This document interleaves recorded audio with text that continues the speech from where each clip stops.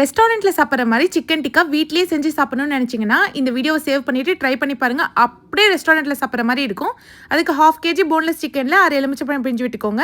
1 spoon தயிர் சேர்த்துக்கலாம். 1 spoon இஞ்சி பூண்டு பேஸ்ட், கலருக்காக 1 spoon Kashmiri chilli powder, 1 spoon தனி மிளகாத்தூள், 1/2 ஸ்பூன் மஞ்சத்தூள், 1/2 ஸ்பூன் மிளகுத்தூள், 1/2 ஸ்பூன் கரம் மசாலா, 1 ஸ்பூன் சீரகத்தூள் சேர்த்துக்கோங்க. இப்போ தேவையான அளவுக்கு உப்பு, 1 ஸ்பூன் கசூரி மேத்தி சேர்த்து நல்லா ஒரு 2 ஹவர்ஸ்க்கு மேரினேட் பண்ணி வச்சுக்கோங்க. பேன்ல 2 ஸ்பூன் பட்டர் சேர்த்துக்கோங்க. இப்போ மேரினேட் பண்ணி வச்ச சிக்கன் எல்லாத்தையும் சேர்த்து நல்லா 2 சைடும் வேக வச்சு எடுத்துக்கோங்க. இது ஒரு 5 மினிட்ஸ் ஆகும்.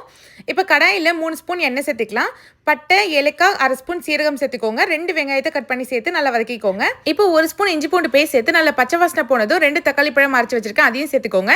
நல்லா எண்ணெய் பிரியற அளவுக்கு வதக்கிக்கலாம். இதில் 1/2 ஸ்பூன் மஞ்சத்தூள், 1 ஸ்பூன் தனி மிளகாத்தூள், 1 ஸ்பூன் மல்லித்தூள், 1/2 ஸ்பூன் கரம் மசாலா, 1/2 ஸ்பூன் சீரகத்தூள், தேவையான அளவுக்கு உப்பு சேர்த்து இது நல்லா எண்ணெய் பிரியற அளவுக்கு வதக்கி எடுத்துக்கலாம். இந்த மாதிரி இருக்கணும். இது கூடவே ஒரு 1/2 கப் போல தண்ணி சேர்த்துக்கோங்க. தண்ணி சேர்த்துட்டு நல்லா மிக்ஸ் பண்ணி விட்டுக்கலாம். கிரேவி நல்லா கொதிச்சு வந்ததும் நம்ம ரெடி பண்ணி வச்ச சிக்கன் டிக்கா சேர்த்துக்கோங்க. இது கூடவே ஒரு 1/4 கப் போல ஃப்ரெஷ் கிரீம் சேர்த்துக்கோங்க. 1 ஸ்பூன் போல கஸ்தூரி மேத்தி சேர்த்துக்கோங்க. இப்போ இது 5 மினிட்ஸ்க்கு நல்லா கொதிக்க வச்சு எடுத்துக்கோங்க. லாஸ்ட்டாக கொஞ்சமா கொத்தமல்லி தழை போட்டு சர்வ் பண்ணீங்கன்னா அட்டகாசமான சிக்கன் டிக்கா மசாலா ரெடி.